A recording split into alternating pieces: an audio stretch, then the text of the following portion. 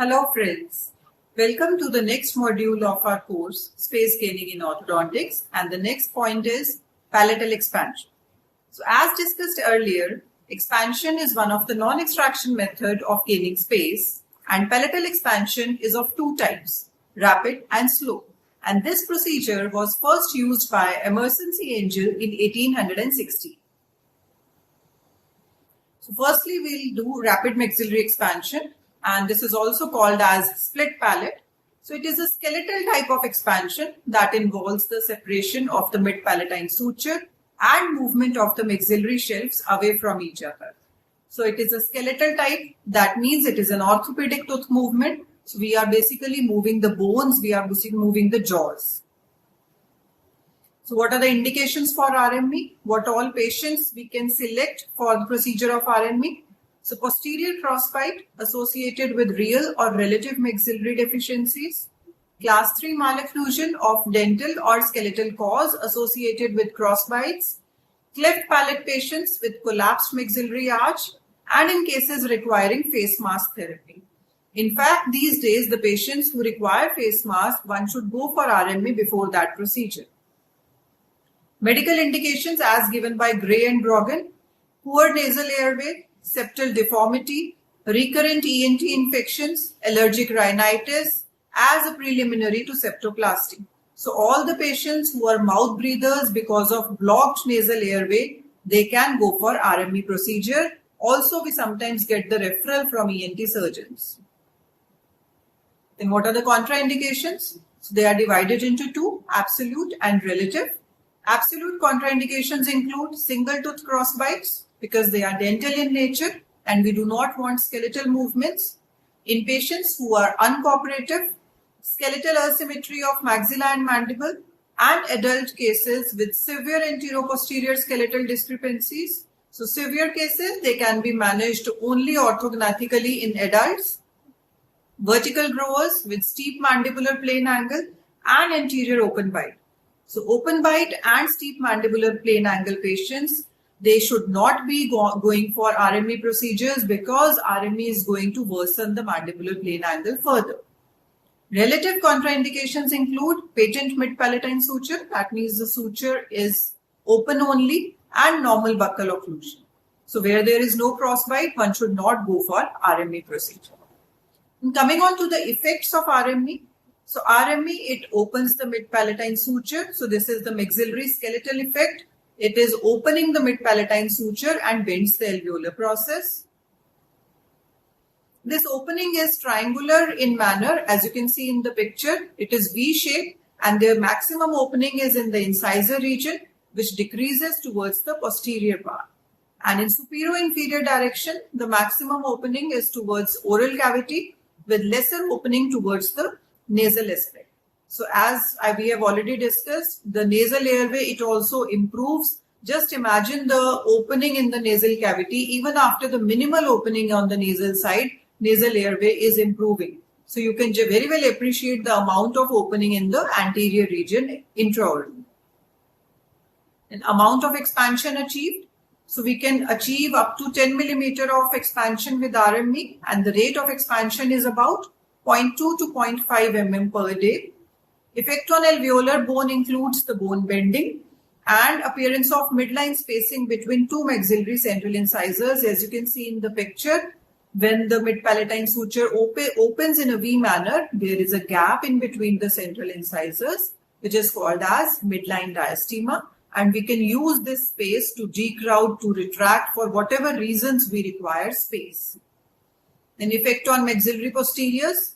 So maxillary posterior teeth, they show buccal tipping and are also believed to extrude to a limited extent.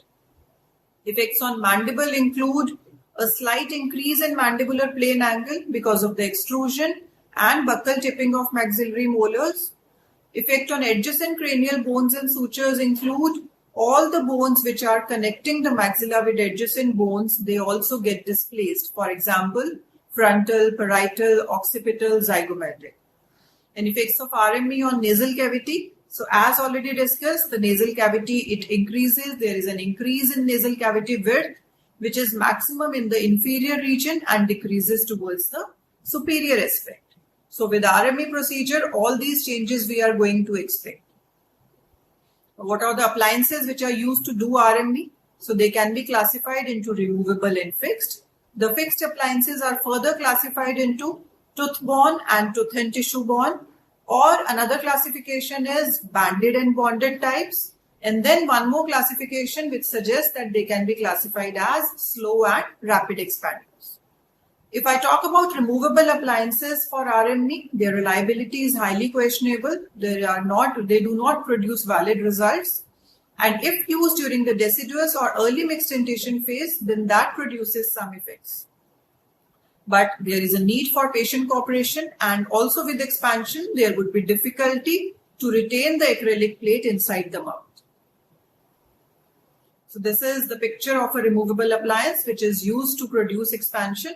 As you can see in the picture, wherever the arrow, it is pointing, always pointing towards the palate. So these are the fixed appliances as already discussed, tooth and tissue borne. So this is a tooth and tissue borne appliance known as Derisch-Willer type, and the tags, they are welded and soldered to the palatal aspects of the bands, and there is a screw in the acrylic plate in between. Another appliance, Haas type. So a thick 1.2 millimeter stainless steel wire, it is adapted palatally and buccally, and then this is soldered into the on the molar bands and embedded in the acrylic, which also houses the expansion screw. Again, tooth and tissue borne. Since acrylic is there, it is called as tooth and tissue borne appliance. This is Isaacson type, and this is a fixed appliance. As you can see, the bands are there on the premolar and first molar, and along with the bands, we have the fixed wires which are soldered on the buccal and palatal aspect of wire. And the expander, what we use for this type, is called as mini expander. So what is a description of a typical expansion screw, which is also known as Hyrex, the most commonly used rapid palatal expander? So there is a central hole. The screw has a central bossing with 4 holes, and these holes receive a key which is provided along with the screw, and it is used to turn the screw. There are the arrows which always points toward the posterior part of the palate, and the turning of the screw by 90 degree, it gives us a linear movement of 0.18 millimeter. Very, very important. This is also known as pitch of the screw. So if I activate the screw by 1 turn, that means I will get a movement of 0.18 millimeter precisely. Now, what is the activation schedule? So there are actually 2 schedules which are followed. Schedule by Timms and schedule by Zimring and Isaacson. For the patients of up to 15 years of age, 90 degree rotation in the morning and evening, and in patients who are above 15, Timms recommends 45 degree activation 4 times a day. Zimring and Isaacson schedule suggests in young growing patient, they recommended 2 turns each day for first 4 to 5 days, and later on 1 turn each day till the desired expansion is achieved. Whereas in case of non-growing adult patients, they recommended 2 turns each day for first 2 days, 1 turn per day for next 5 to 7 days, and then 1 turn every alternate day till the desired expansion is achieved. And coming on to slow expansion. So wherever we cannot go for rapid expansion as the suture is already ossified or maybe cleft patients, there we can go for slow expansion. So it is a form of expansion which involves the increase in arch width by movement of few or many teeth. And this type of expansion is also called as dentoalveolar expansion because the effects are mainly dental and some skeletal. Here the expansion is achieved at a rate of 0.5 to 1 mm per week. If I would like to differentiate between slow and rapid, rapid expansion produces orthopedic effect. Slow expansion produces orthodontic effect. Force is lighter when we are doing slow expansion, and a heavy force is required for RME because we need to split apart the mid-palatine suture. Effects are dental when slow expanders are used, and we observe mainly skeletal and mild dental changes with RME. Then the results, they are stable with slow expansion, whereas the relapse tendency, it is more with RME. And the duration of treatment is 2 to 4 months for slow expansion and nearly 1 month for rapid expander. In classification of slow expanders, so again there are two types of appliances, removable and fixed. Removable appliances use jack screw using functional appliances, night eye expander. Fixed appliances include coffin spring, W-arch, light continuous force expander and arch wires. We'll be going through these appliances one by one. A removable appliance with a jack screw I have already shown. The second appliance used is coffin spring. So as you can see in the picture, an omega-shaped wire is bent and it is embedded in the acrylic. The appliance is retained using the clasp on premolars and molars, and the appliance it is activated by pulling the two sides apart manually, or you can also use a 3-prong plier to activate it. When this appliance is inserted in the patient's mouth, since the spring is already activated, it will try to push the teeth buccally or away from each other.